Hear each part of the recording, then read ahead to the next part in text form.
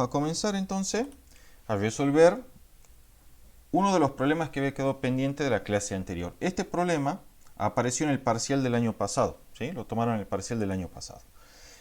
Veamos qué dice este problema. Dice, dos esferas, cada una de masa m, ¿sí? Son esferas puntuales en realidad, o sea que no son esferas, sino que son partículas puntuales, están suspendidas por cuerdas ligeras de longitud L, ¿sí? Aquí está el esquemita. Esta es una esfera y esta es la otra esfera, ¿sí? La estoy marcando ahí en color celeste. Desde luego, el radio o diámetro de esas esferas es despreciable respecto de la longitud L de la cuerda y por lo tanto la podemos modelar como si fuesen cuerpos puntuales, que de hecho es lo que son. Bien, dice que tenemos un campo eléctrico E uniforme que se aplica en la dirección horizontal y hacia la izquierda, dice acá, en realidad es un error del enunciado, es y hacia la derecha. ¿Sí? Fíjense que el sentido de las líneas de campo son hacia la derecha, el campo eléctrico está hacia la derecha. Ahí el enunciado tiene un problema, ¿sí? Dice, si las esferas llevan carga menos Q y más Q en unidades de Coulomb y entre ellas se forma un ángulo θ, ¿sí? El ángulo θ en realidad también hay un error de expresión, el enunciado no es entre ellas, el ángulo θ es medido respecto de la vertical, como se ve aquí, ¿sí? Fíjense que las cargas están simétricamente desplazadas respecto de la dirección vertical que marqué ahí en color amarillo, es decir, ambas forman el mismo ángulo θ respecto de dicha dirección vertical. Me pide determinar la intensidad es el módulo, ¿sí?, del campo eléctrico para que las dos esferas se mantengan en equilibrio como se indica en la figura. Bien, entonces, tenemos esta situación, ¿sí?, en la cual tenemos dos cuerpos puntuales electrizados, uno con carga menos Q, aquí está el signo menos, ¿ven?, y otro con carga más Q, aquí está el signo más, sometidas en una región en la cual existía originalmente un campo eléctrico uniforme. Y digo originalmente porque en realidad en el momento mismo que yo introduzco estas cargas, ese campo eléctrico uniforme ya no existe más. Por principio de superposición, ustedes saben que el nuevo campo eléctrico resultante va a ser la suma vectorial de este campo eléctrico que era originalmente uniforme, más el campo eléctrico producido por la carga negativa y por la carga positiva. Por ejemplo, si yo quisiera calcular el campo eléctrico resultante en este punto P, ustedes pueden hacer lo siguiente. Trazan la dirección radial, ¿sí?, desde la carga positiva más Q hacia el punto P. Entonces, esa dirección me está dando la dirección del campo eléctrico producido por la carga más Q. Fíjense que ese campo eléctrico es saliente, ¿sí?, como debe ser en las cargas positivas puntuales. Hago lo propio con la carga menos Q. Esta es su dirección radial. Entonces, el campo eléctrico asociado a esa carga menos Q será en la dirección radial, como se indica acá, pero apuntando hacia la carga negativa, que es la característica del campo eléctrico producido por una carga puntual negativa. Entonces, finalmente el campo eléctrico resultante en ese punto P será la suma de este vector de campo eléctrico uniforme E que acabo de dibujar ahí, más este campo eléctrico asociado a la carga positiva, más este campo eléctrico asociado a la carga negativa. La suma vectorial de esos tres vectores me va a dar el campo eléctrico en ese punto P, cualquiera sea dicho punto P. ¿Sí? Simplemente a modo de aclaración, que la presencia de las dos cargas puntuales modifica el campo eléctrico, ¿sí?, en la región circundante,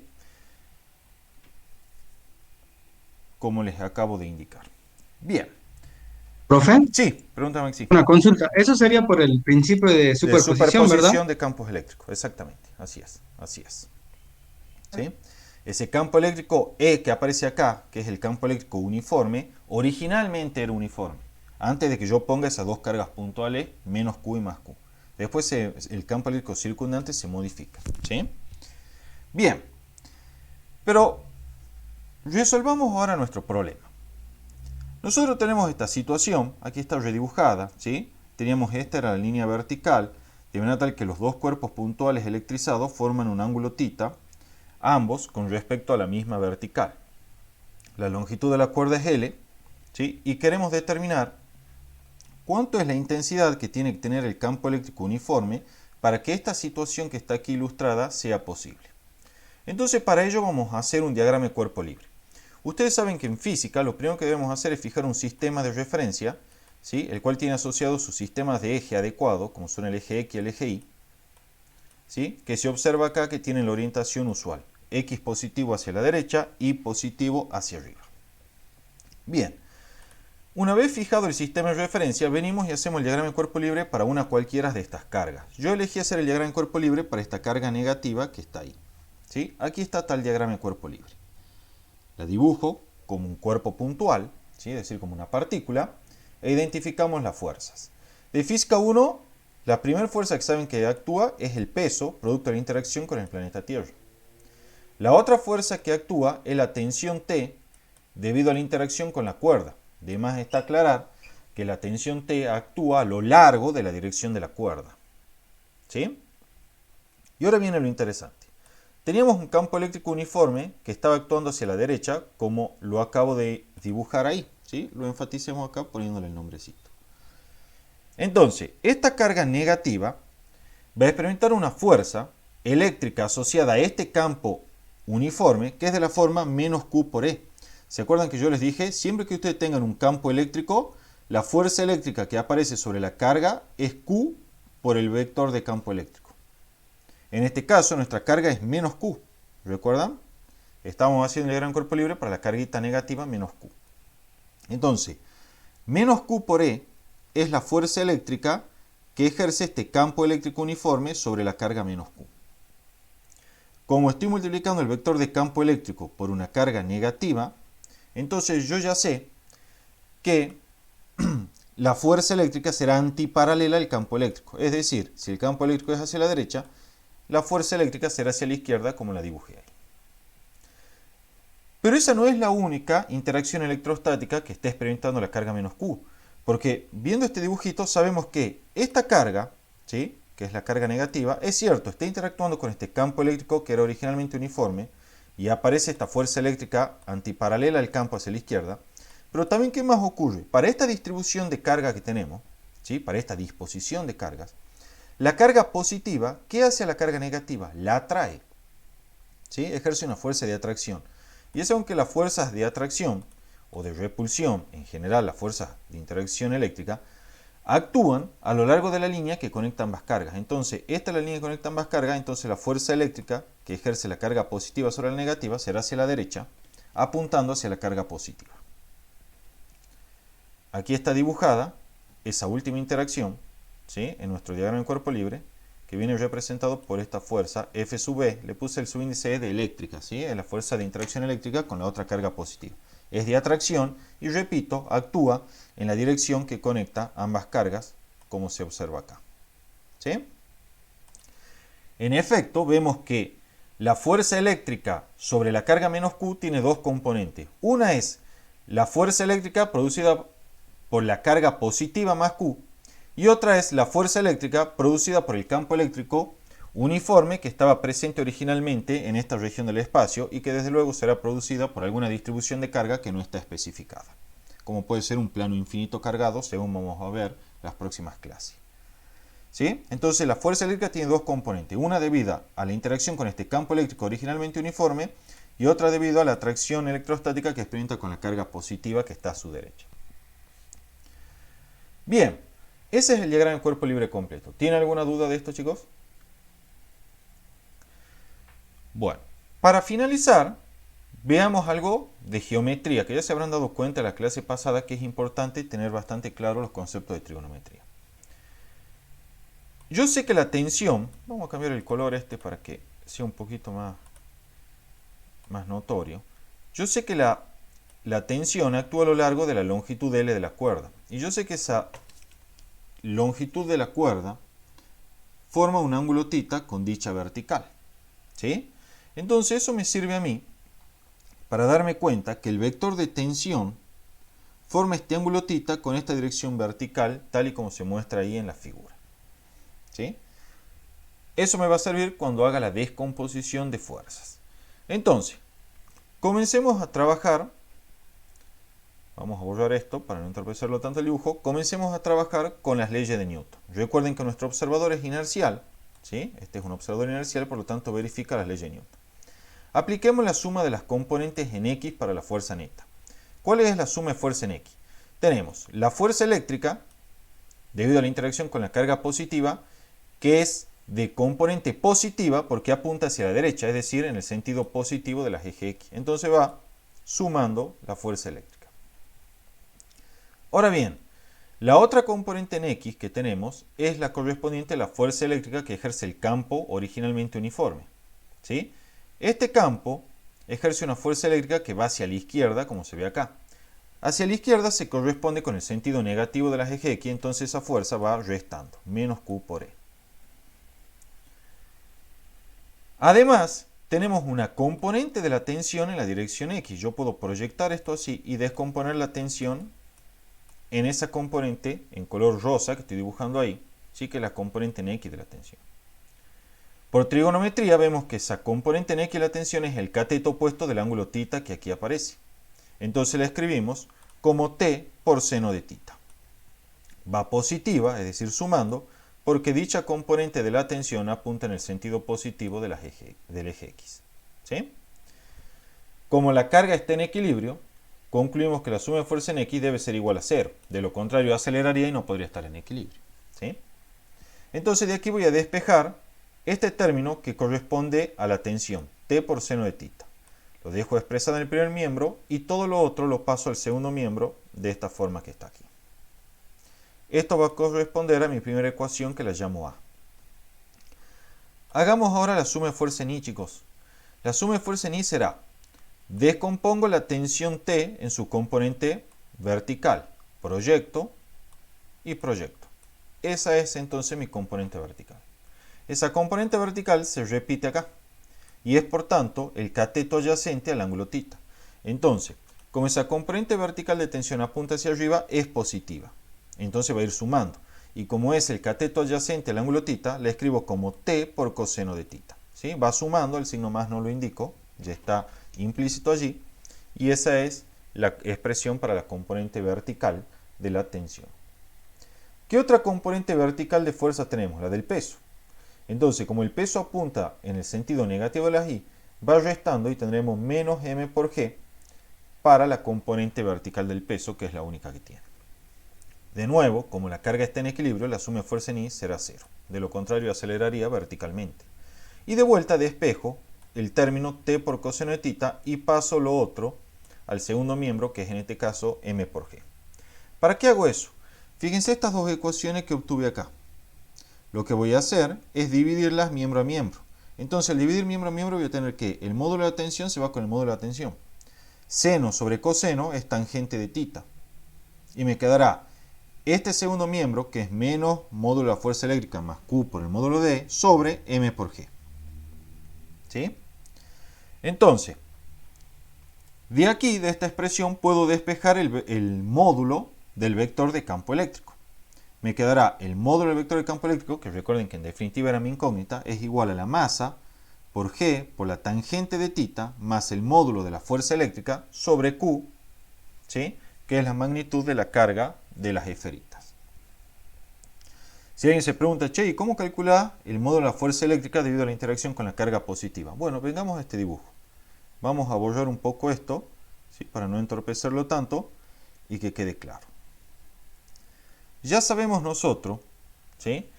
Que como las cargas estas son opuestas, entonces las fuerzas son de atracción. Entonces, la carga positiva va a tender a atraer la carga negativa hacia ella. Desde luego, dicha fuerza actúa a lo largo de la dirección que conecta ambas cargas, como debe ser siempre. La distancia que separa ambas cargas es esta distancia así. ¿Estamos? Ahora bien, por la simetría, fíjense, este segmento que estoy marcando acá, vamos a remarcarlo ahí, este segmento me refiero, ¿sí? Es el cateto opuesto que aparece acá para este triángulo rectángulo. Mire, lo voy a remarcar ahí. Es este triángulo y esta es su hipotenusa. ¿Sí? Entonces, por trigonometría, este segmento será L por seno de θ. ¿Sí? este segmento que estoy remarcando en celeste es L por seno de θ porque es el cateto opuesto al ángulo θ y L es la hipotenusa. Por simetría, entonces, la longitud de todo este segmento que estoy remarcando acá en celeste es 2 veces L por seno de θ. Y eso, chicos, no es otra cosa más que la distancia que separa las dos cargas. ¿Para qué calculé esa distancia? Sencillo, porque el módulo de la fuerza eléctrica, según la ley de Coulomb, es K por, en este caso con la magnitud de las cargas son iguales, será por Q al cuadrado, ¿sí? Es Q por Q, ¿sí? Entonces queda Q al cuadrado, sobre el cuadrado de la distancia, que ya sabemos que es 2L por seno de θ, al cuadrado. Y con eso ya tengo una expresión, que está aquí anotada de nuevo, fíjense, para el módulo de la fuerza eléctrica debido a la interacción entre la carga puntual positiva y la carga puntual negativa. Al hacer la sustitución correspondiente ahí, encontraremos que el módulo de campo eléctrico es M por G por tangente de θ sobre Q, más K por Q sobre 2L por seno de θ al cuadrado. ¿Sí? Esa es entonces, chicos, la expresión que me da la intensidad de un módulo del vector de campo eléctrico necesario para que esta configuración sea posible. ¿Tienen alguna duda hasta acá? Bueno. Profe, Sí, una consulta. ¿Vio en el diagrama del cuerpo libre? sí, aquí, decime. Sí, la fuerza esa que es menos Q por E es la fuerza producida por el agente externo que sería el campo El eléctrico. campo eléctrico, sí, por una distribución de cargas que no aparece en la figura, que produce este campo eléctrico y que a su vez produce esta fuerza eléctrica. Sí, así es, Maxi. Bien, gracias. De nada. Entonces, chicos, hago una aclaración importante que lo preguntaron en el parcial del año pasado. Y era que qué condición tenían que verificar estas cargas puntuales, ¿sí?, para que esta configuración sea posible. Bueno, esa configuración, ¿sí?, simétrica solamente se consigue, chicos, si las cargas son opuestas, es decir, tienen igual magnitud pero signo contrario y el campo eléctrico en el cual están sometidos originalmente es uniforme. ¿Sí? O sea, este campo eléctrico de acá es uniforme. Fíjense que se dan cuenta que es uniforme porque las líneas de campo son equidistantes. Eso quiere decir que el módulo del vector de campo eléctrico es el mismo en todos los puntos. Y además, como las líneas son paralelas, bueno, entonces su dirección y sentido están el mismo en todos puntos. En otras palabras, el vector de campo eléctrico tiene el mismo módulo, dirección y sentido en todos los puntos y es un campo eléctrico uniforme. Uniforme quiere decir igual módulo, dirección y sentido en todo el espacio. O al menos dentro de una cierta región del espacio en donde se considere uniforme. ¿Está claro, chicos? Ahora yo les pregunto, ¿y por qué tienen que ser opuestas las cargas? ¿Qué pasaría si no fuesen opuestas? Miren, hagamos un diagrama de cuerpo libre rápido, así lo razonamos. Supongo que las dos cargas son positivas. Esta es la vertical, esta es la cuerda L que las conecta. ¿Sí? Y tenemos el campo eléctrico uniforme hacia la derecha.